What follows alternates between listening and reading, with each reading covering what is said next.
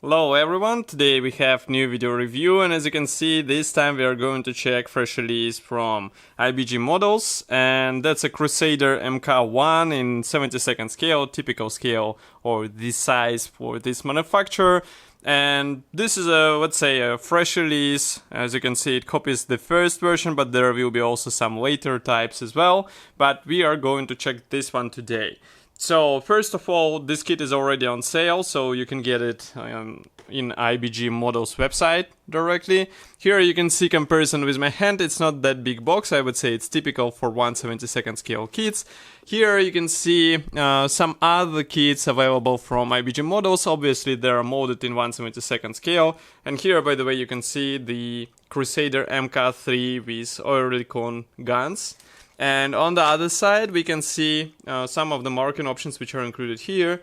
One of those, actually, one is replicated or copied on the box art, and here we have other two which are included into this kit. The box structure is typical for this brand. So we have the top lid, and then inside we have plenty of space available. As you can see, all sprues are packed into two plastic bags, and then we have assembly manual, and here we have another plastic bag with tracks and decals sheet. So let's move them to the side, and we will start with plastic sprues, obviously. So here they are. Just give me a second to open them, and we will take a closer look. In the meantime, let me remind you that you can support us financially. It is quite easy because it's done via PayPal, and of course you will be the one who will decide how much we will get for the new photo and video equipment, maybe for the new kit. I mean, it will all depend on what you would like to, let's say, support us with and what you would like to donate for. So here we have first three gray plastic frames. Let's start from those two. As you can see, they are absolutely identical, so they carry the same set of parts, and obviously we will check only one out of those. So here we have road wheels and also drive sprockets and some external parts. I would like to bring it closer so that we can see it in detail. Maybe autofocus will catch it, maybe not. I'm not sure. Let's try. Just give me a second. Yes, now it sees the part and now it lost. Okay, now it should be visible. So here you can see the drive sprockets. Those are molded as a two-piece assembly. And then here we have road wheels, which are also glued out of two halves. Here on the other side you can see what they look inside. And here, by the way, you can see one of the parts for the vehicle. Okay. Next we have quite big plastic sprue, well, relatively big for this kit. So here we have lower section of the main hull, and also here we have various stowage boxes, exhaust ports, etc, etc. Everything looks quite nice. Here you can see some of those parts, and they look really good. I mean, all IBG Models kits usually nice out of the box. Here you can see the connection points to this lower half, and as you can see, they're placed right on the edge. And here inside we don't have anything, just to do pins. This is obviously not an interior kit in 1/72nd scale. That's quite strange to expect any internals to be included, so that's why it is empty inside.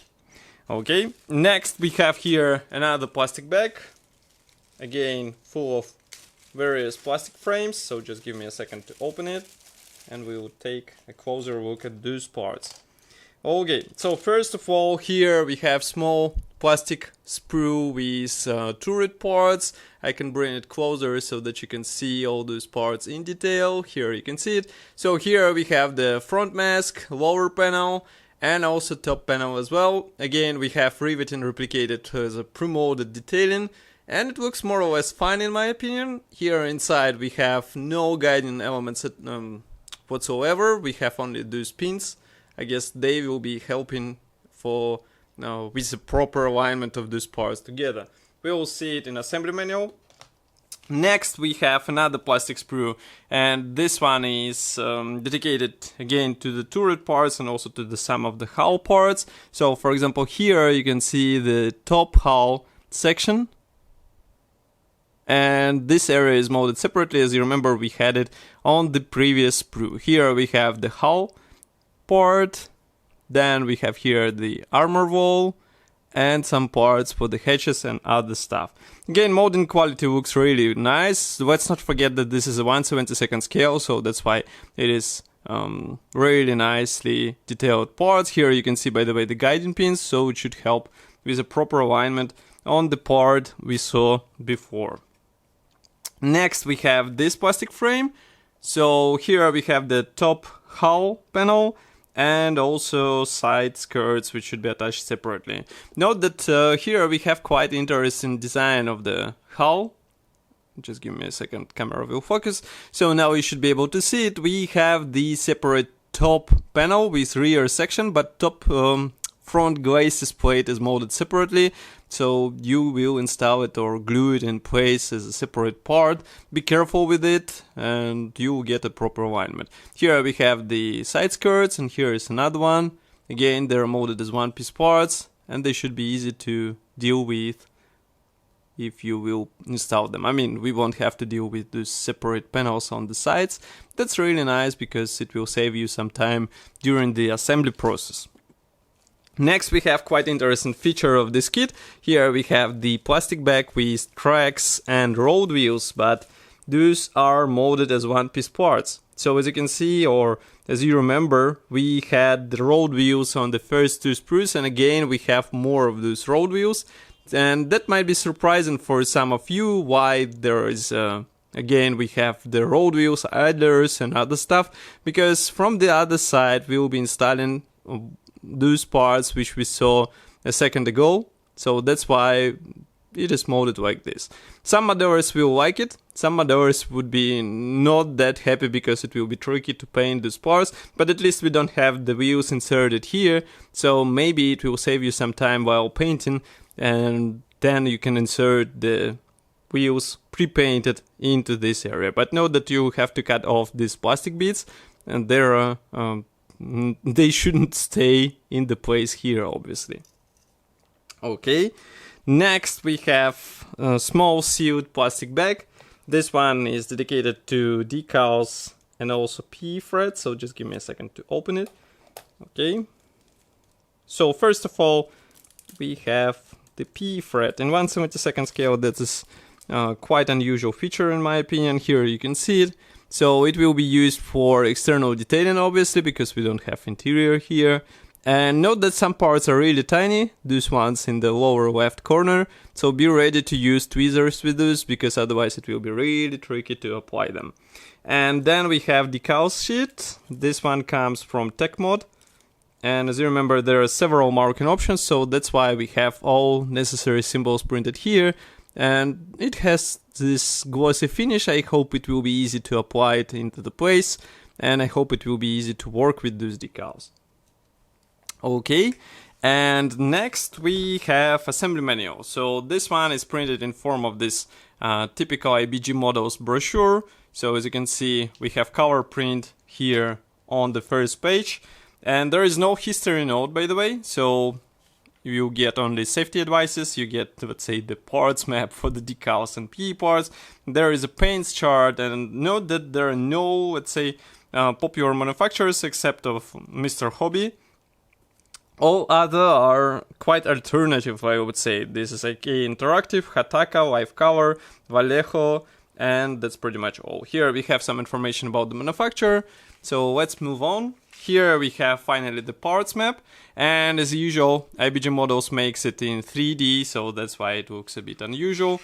Everything starts with tracks, and as you remember we should join those road wheels with tracks which are given out of the box. Note that here you will have to install the drive sprocket from both sides. The same can be or should be done from the right side, and then you install all those parts to the lower hull section. Next we continue with top area, and then we have installation of the small turret on the hull. Then here we install various storage boxes and fuel tank. Here we assemble the turret, and as I said, this top section is installed separately. Note that main gun is molded as a one-piece part.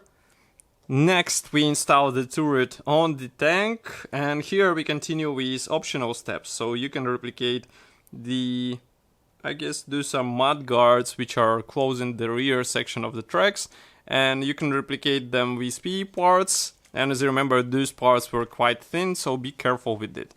Next, we have marking options. So this one comes from 1st British Armoured Division, North Africa, 1941. This one is unknown unit, North Africa, 1941. And another one is from, again, unknown unit, North Africa, 1941. I guess this one was on the box art. No, I think there was a different one. Actually, we don't have this tank here. So 3 marking options in total.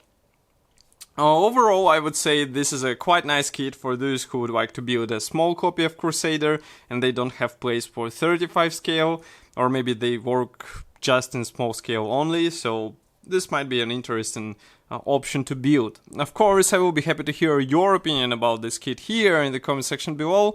Write it there, I will be happy to discuss it with you, and of course, if you like this video, don't forget to press the like button, because it will help us greatly. You can also subscribe and press the bell button in order not to miss any new video review.